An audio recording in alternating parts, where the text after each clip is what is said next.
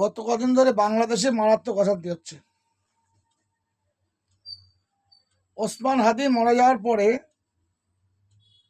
বাংলাদেশের একটা সাধারণ হিন্দুর ছেলে, যে কিনা একটা পোশাক কারখানায় সুপারভাইজার হিসাবে কর্মরত ছিল, তাকে পুলিশের কাস্টাডি থেকে বের করে নিয়ে এসে প্রকাশ্য জনসভায় প্রকাশ্য দিবালোকে তাকে উল্টো করে টানিয়ে গাছের ডালে গায়ে পেট্রোল দিয়ে মর্মান্তিকভাবে আগুন দিয়ে পুড়িয়ে মারা হয়েছে।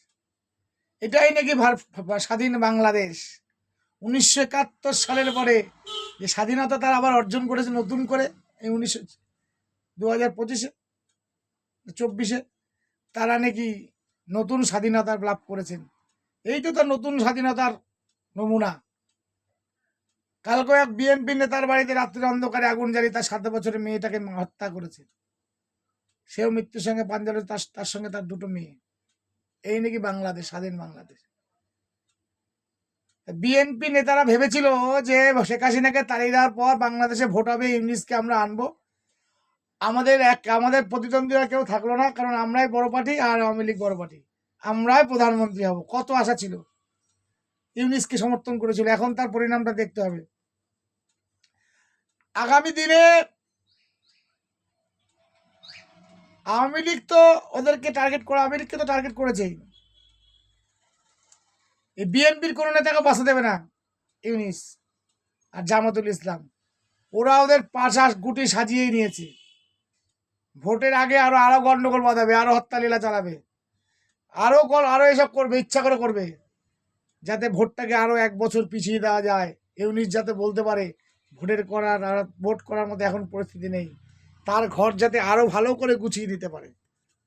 আগামী দিনে ইউনিস আওয়ামী লীগকেও রাখবে না, বিএনপিকেও রাখবে না।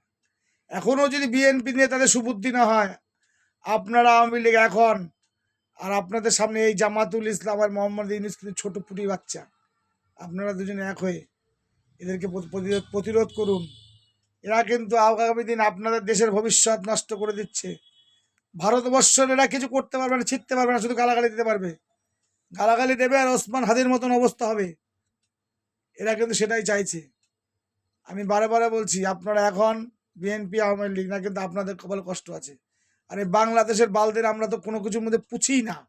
ভারতবর্ষ তাদের গোনার মধ্যে রাখে না। বড় বড় ডায়লগ, ওই ডায়লগই হবে। 7 সিস্টার তোদের পাচার মধ্যে দিয়ে সিস্টার, তোদের টাকা দখল করে নিয়ে আমরা এই সিস্টার বানাবো। চিন্তা করিস না, চট্টগ্রামকে দখল করে আমরা এই সিস্টার বানাবো।